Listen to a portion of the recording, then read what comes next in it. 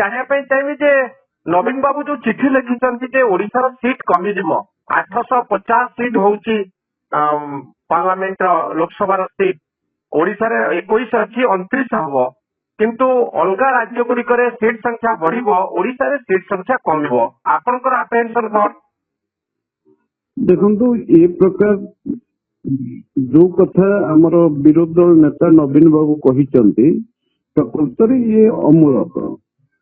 ଏହାର କାରଣ ହଉଛି ଯେ ବର୍ତ୍ତମାନ କାଷ୍ଟ ସେନ୍ସସ୍ ଆଧାରରେ ଏପର୍ଯ୍ୟନ୍ତ ଆମେ ସିଦ୍ଧାନ୍ତରେ ପହଞ୍ଚି ପାରି ନାହିଁ, ତେଣୁ ଆକୁ ସମୟ ଲାଗିବ।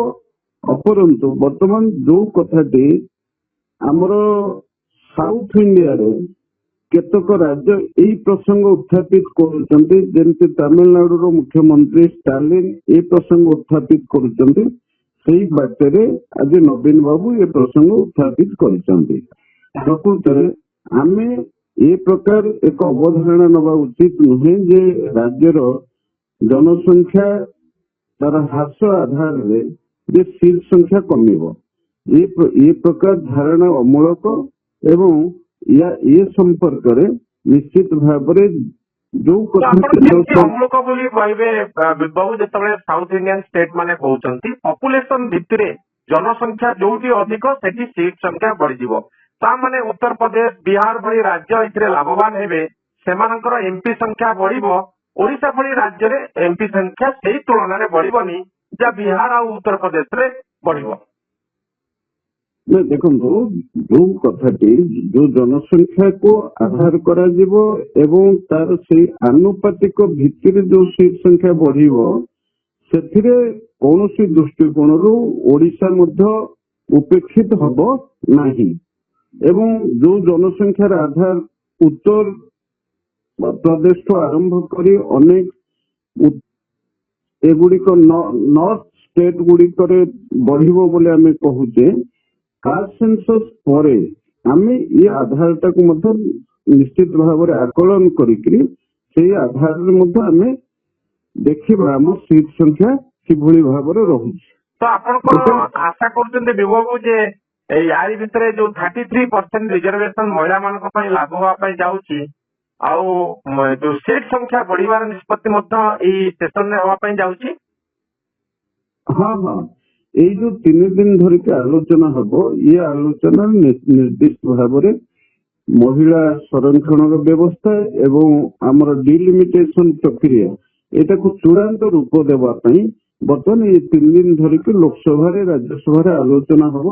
ତେଣୁ ସେଇ ଦୃଷ୍ଟିକୋଣରୁ ବର୍ତ୍ତମାନ ଇଏ ଆମର ପୁଣି ଗଣତାନ୍ତ୍ରିକ ପ୍ରକ୍ରିୟାରେ ଏଇ ଯୋଉ ଲୋକସଭା ଏବଂ ବିଧାନସଭା ସିଟ୍ ଗୁଡିକର କିଭଳି ଅଧିକ ବଢିବ ତାର ନିଷ୍ପତ୍ତି ହବ ଏବଂ ଓମେନ୍ ରିଜର୍ଭେସନ ମଧ୍ୟ ଲାଗୁ ହବାର ଯଥେଷ୍ଟ ସମ୍ଭାବନା କେବଳ କହିଲେ ଠିକ ହବନି, ନିଶ୍ଚିତ ଭାବରେ 2029 ମସିହାରେ এটা କାର୍ଯ୍ୟକାରୀ ହବ।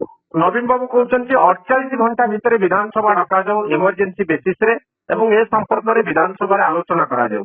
ଆପଣ ଭାବୁଛନ୍ତି କି ଏଭଳି ଗୋଟିଏ ଇସ୍ୟୁକୁ ଓଡିଶା ବିଧାନସଭା ଆଲୋଚନା କରିବା ଦରକାର, କାରଣ କ୍ଷତିଗ୍ରସ୍ତ ହେବାର ଆଶଙ୍କା ରହିଛି?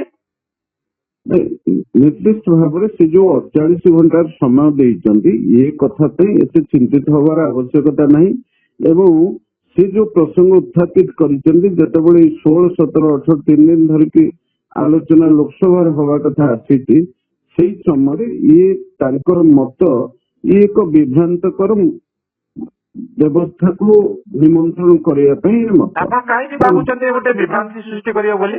ବିଧାନସଭାରେ ଆଲୋଚନା ହେଲେ ବିଧାନସଭାରେ ଆଲୋଚନା କରାଯାଇପାରେ କିନ୍ତୁ ଯୋଉ ଟାଇମ ଲିମିଟ ଦଉଛନ୍ତି 48 ଘଣ୍ଟା ଭିତରେ କରାଯାଉ, ଏହାର ଏମିତି କିଛି ମାନେ ନିହାତି ଏତେ ଜରୁରୀକାଳୀନ ପରିସ୍ଥିତି ତିଆରି ହେଇନି ଯୋଉଥିରେ 48 ଏ କଥା ବିଭାଗ ଯଦି 3 ଦିନ ଭିତରେ ସମ୍ପର୍କରେ ନିଷ୍ପତ୍ତି ନିଆଯାଏ, ଏଇଟା ଆପଣ ଭାବୁନାହାନ୍ତି ଏଇଟା ଗୋଟେ ଏମର୍ଜେନ୍ସି ସିଚୁଏସନ ଯେ ଓଡିଶାରେ ସିଟ୍ ସଂଖ୍ୟା ବଢିବ ନାହିଁ ଆଉ ନର୍ଥ ଇଣ୍ଡିଆନ ଷ୍ଟେଟ ରେ ବଢିବ, ଓଡିଶା କ୍ଷତିଗ୍ରସ୍ତ ହବ, ଏ ସମ୍ପର୍କରେ ଏମର୍ଜେନ୍ସି ବିଶେଷରେ ଆଲୋଚନା କରିବା ଉଚିତ ନୁହେଁ? ଦେଖନ୍ତୁ ବର୍ତ୍ତମାନ ଗୋଟେ କଥା ଆସିଛି ଯେ 3 ଦିନ ଧରି ଆଲୋଚନା ହେଇକି ଆମେ ଗୋଟେ ନିର୍ଦ୍ଦିଷ୍ଟ ଭାବରେ ଓମେନ୍ ରିଜର୍ଭେସନ ଡିଲିମିଟେସନ ପ୍ରକ୍ରିୟାକୁ ଗଲାବେଳେ ଏବଂ କିଭଳି ଭାବରେ କୋଉ ଷ୍ଟେଟ ଗୁଡିକରେ ତାର ରିପ୍ରେଜେଣ୍ଟେଟିଭ କାପାସିଟି କେତେ ରହିବ ସେ କଥାଟା ତାର ନିର୍ଦ୍ଦିଷ୍ଟ ବାଟ ଏପର୍ଯ୍ୟନ୍ତ ସୃଷ୍ଟି ହେଇନାହିଁ। ସେଥିପାଇଁ ଏଇ ଯୋଉ 48 ଘଣ୍ଟା ଭିତରେ ଆଲୋଚନା କରିଦେଲେ ଏଇ 2 ଦିନ ଭିତରେ ତାର ଆମେ ତାର ସ୍ଥିରତା ଆମେ ଆଣିପାରିବା ଏ କଥାର ନିହାତି ମଧ୍ୟ ଆବଶ୍ୟକତା ପଡିନାହିଁ। କିନ୍ତୁ 3 ଦିନ ଭିତରେ ଓଡିଶାର ଭାଗ୍ୟ ନିର୍ଣ୍ଣୟ ହବ କି ନାହିଁ ସିଟ୍ ସଂଖ୍ୟା ସମ୍ପର୍କରେ? ନାଇଁ, ସିଟ୍ ସଂଖ୍ୟା ତ ଏବେ ନିର୍ଣ୍ଣୟ ହବନି। ଦୁଇଟି କଥା ଆସୁଛି ଯେ ଡିଲିମିଟେସନ ର କଥା ଆସିବ ଏବଂ ରିଜର୍ଭେସନ, ଏ ଗୋଟେ ପ୍ରିନ୍ସିପଲ ଡିସାଇଡ ହବ। ତେଣୁ କୋଉ ରାଜ୍ୟ ଭାଗରେ କେତେ ସିଟ୍ ପଡିବ ଏ କଥାଟା ତ ସେଇଟା ଆଲୋଚନା ପ୍ରସଙ୍ଗ ହେଇକିରି ସ୍ଥିରୀକୃତ ହବ ନାହିଁ ନା।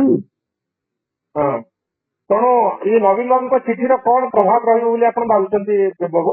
ଦେଖନ୍ତୁ, ବିରୋଧୀ ଦଳ ନେତା ଭାବରେ ଏ ପ୍ରସଙ୍ଗ ସେ ତାଙ୍କର ଗୋଟେ ରାଜନୈତିକ ବିଚକ୍ଷଣତା ପାଇଁ ଏକ ପ୍ରସଙ୍ଗ ଆଣିଥାଇ ପାରନ୍ତି ଏବଂ କିମ୍ବା ଲୋକଙ୍କର ସ୍ୱାର୍ଥ ମାଡ ଖାଇଯାଉଛି ବୋଲି ଏ କଥାଟାକୁ ଲୋକଙ୍କ ପାଖରେ ଗୋଟେ ବିଭ୍ରାନ୍ତିକାର ମତକୁ ଉପସ୍ଥାପିତ କରିଥାଇ ପାରନ୍ତି। ଗୋଟିଏ କଥା ହଉଛି ଯେ ବର୍ତ୍ତମାନ ମହିଳା ରିଜର୍ଭେସନ ଏବଂ ଡିଲିମିଟେସନ ପ୍ରକ୍ରିୟାରେ ଯୋଉଟା ଭାରତୀୟ ଜନତା ପାର୍ଟି ସପକ୍ଷରେ ସମଗ୍ର ଭାରତ ବର୍ଷରେ ଏବଂ ଓଡିଶାରେ ଜନମତ ସୃଷ୍ଟି ହେବାକୁ ଯାଉଛି, ଯୋଉ କଥାଟା ପୂର୍ବରୁ ହେଇପାରିନଥିଲା। ପ୍ରିୟ ପ୍ରଧାନମନ୍ତ୍ରୀ ନରେନ୍ଦ୍ର ମୋଦୀଙ୍କ ନେତୃତ୍ୱରେ ଭାରତୀୟ ଜନତା ପାର୍ଟି ମହିଳାଙ୍କର ପ୍ରତିନିଧିତ୍ୱ ବଢାଉଛି ଏବଂ ଅଧିକ ସିଟ୍ ସଂଖ୍ୟା ବଢେଇବାର ଯୋଉ ବ୍ୟବସ୍ଥା କରିଛି, ୟାକୁ ଗୋଟେ ବିଭ୍ରାନ୍ତିକର ପରିସ୍ଥିତି ତିଆରି କରିବା ପାଇଁ ପୂର୍ବତନ ମୁଖ୍ୟମନ୍ତ୍ରୀ ଏବଂ ଆଜିର ବିରୋଧୀ ଦଳ ନେତା ये प्रसंग हुए आनी पारନ୍ତି। बहुत धन्यवाद बाबू, आपंकर मतामत बहुत धन्यवाद।